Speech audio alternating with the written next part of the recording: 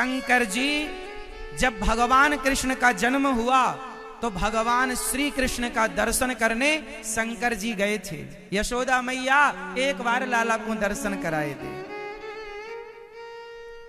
उन कृष्ण पर तुम आरोप लगाते हो कि भगवान ने रास रचाया।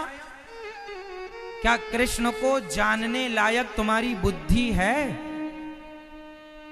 समझ सकते हो अपनी इस बुद्धि से कि कृष्ण कौन है? भगवान है वो। भगवान की व्याख्या जानते हो? भगवान किसे कहते हैं? कोई आपसे सवाल करे कि भगवान किसे कहते हैं, जानते हो किसे कहते हैं? ऐश्वर्य यश समग्रस्य धर्मस्य यश सहस्री ज्ञान वैराग्य और चैव षड्नाम भगितीर्ण। ऐश्वर्य यश समग्रस्य धर्मस्य यश सहस्री ज्ञान वैराग्य और चैव षड्नाम भगितीर्ण। जिनका ऐश्वर्य, जिनके हृदय में धर्म का वास हो, जिनके भीतर सत्य का वास हो, वो भगवान है। जिनके भीतर सत्य का वास होता है, जिनके भीतर धर्म का वास होता है, वो भगवान है। जिन भगवान के सामने ब्रह्मा, शिव, इंद्र, दिक्पाल, ऋषि, महर्षि हाथ जोड़े खड़े रहते, वो कृष्ण तत्व है, वो श्री कृष्ण है। आज भगवान रास रचा रहे हैं। रास रचाने के पीछे का एक कारण और है।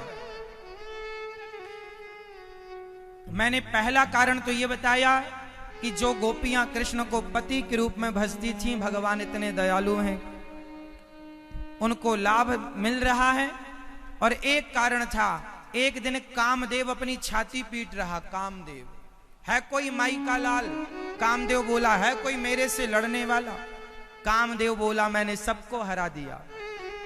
कामदेव ने नारद जी को हरा दिया, कामदेव ने इंद्र को हरा दिया, कामदेव ने एक बार शिव जी को भी हरा दिया था।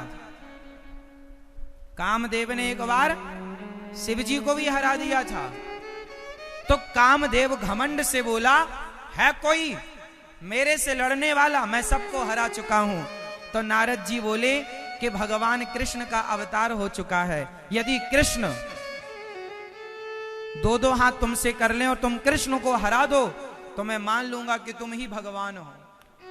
अब कामदेव को बड़ा घमंड आ गया कि मेरे से बड़ा कोई नहीं, मैं ही भगवान हूं। अब कामदेव भगवान श्री कृष्ण के पास गए, हो जाए दो दो हाथ की?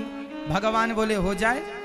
तो भगवान ने गोपियों को बुलाया, क्योंकि कामदेव पर आप कामदेव से जीत गए या हार गए तभी पता लगेगा जब स्त्रियां पास में हो।